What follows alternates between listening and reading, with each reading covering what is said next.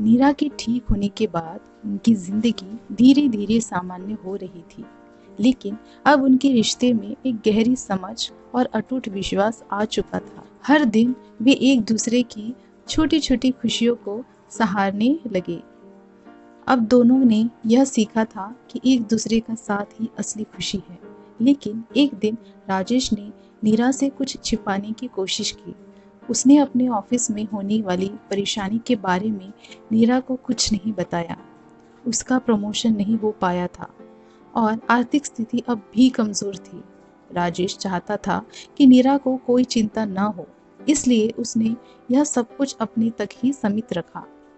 हालांकि नीरा राजेश के मन की हर हलचल को समझ जाती थी। उसे महसूस हो रहा था कि राजेश कुछ छिपा रहा है। एक रात जब राजेश देर तक जागता रहा, नीरा ने धीरे से उसका हाथ थामते हुए कहा, राजेश, क्या बात है? तुम्हें कुछ परेशान कर रहा है ना?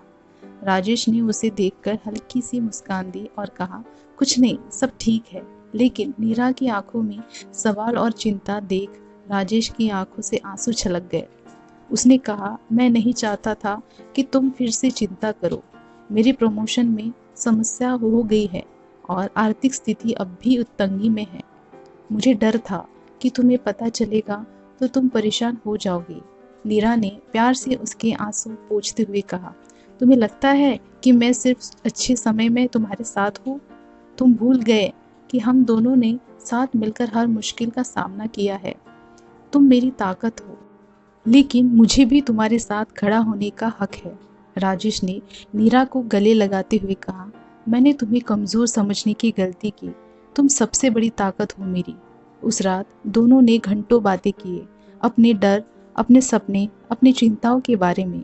नीरा ने राजेश को यह विश्वास दिलाया कि चाहे कैसी भी परिस्थिति हो, वे दोनों एक साथ उनका सामना करेंगे। आखिरकार कुछ महीनों बाद राजेश को एक नया मौका मिला। उसका प्रमोशन हो गया और उनकी आर्थिक स्थिति भी धीरे धीरे सुधारने लगी।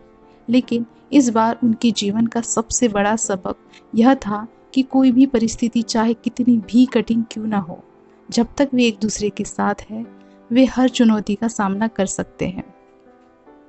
नीरा और राजेश का रिश्ता अब और भी मजबूत हो गया था।